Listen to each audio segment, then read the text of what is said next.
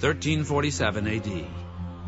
It's getting pretty obvious that the spread of the disease has to have something to do with the movement of people and trade between countries.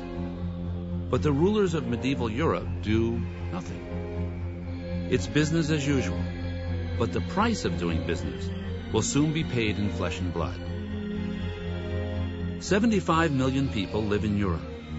In less than 5 years, 1/3 of them will be dead. The Black Death has come to France. That yellow deposit that we've got, we're not on yellow here. And so has Dr. Horton. There and there. At the abbey located near Bordeaux, Horton's team excavates the graveyard to see just how hard the plague hit France. Is it worth getting the plan out? In the middle of these earth graves, we've got this rectangular pit.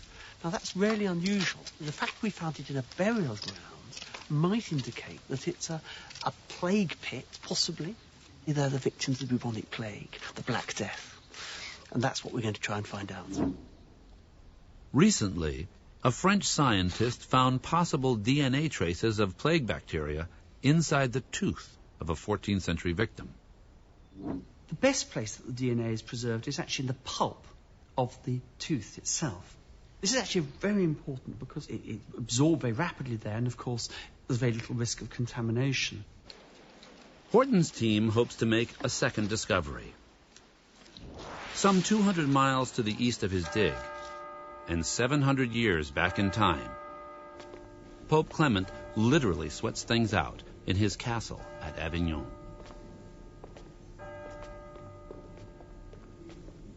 Due to his extravagant lifestyle, some Catholics couldn't care less if he does die. He was a particularly jolly pope, man for lots of parties. Some people thought the Black Death was caused entirely by the misbehaviour of Pope Clement VI.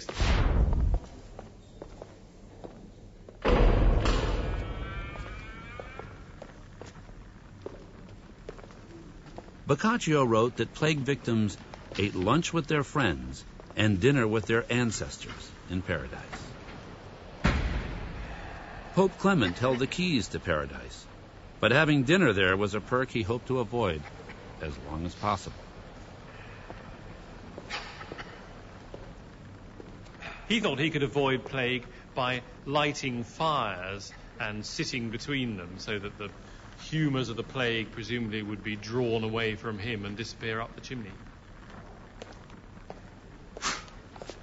Okay, this is one for the books. The Pope actually sat here for 4 months. Now, it's true, he never caught the plague.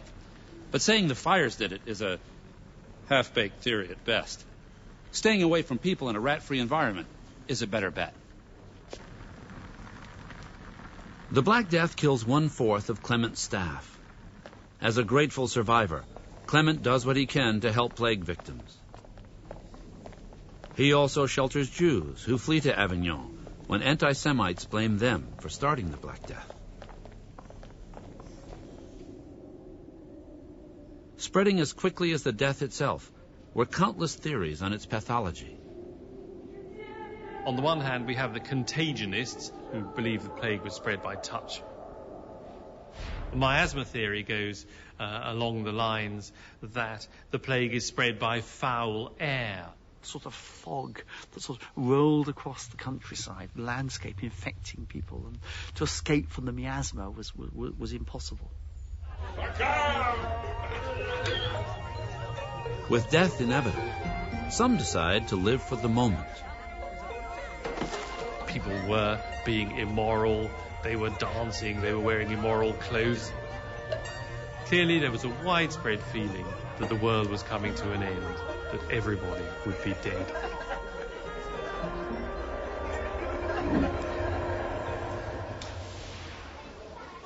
Those unconvinced the end was near carried on life as usual, but nothing was usual anymore. It was in places like this that the Black Death was able to spread across Western Europe. Every 10 miles there were market halls like this, and every week the people would come and buy and sell their wares.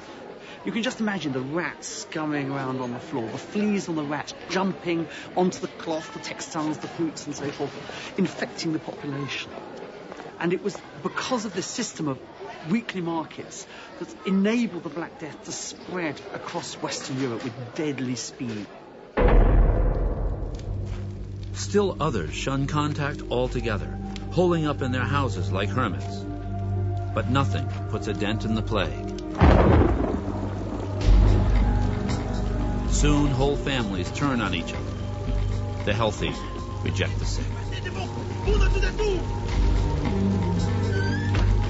As the population weakens and dies, social services collapse and law and order disappear.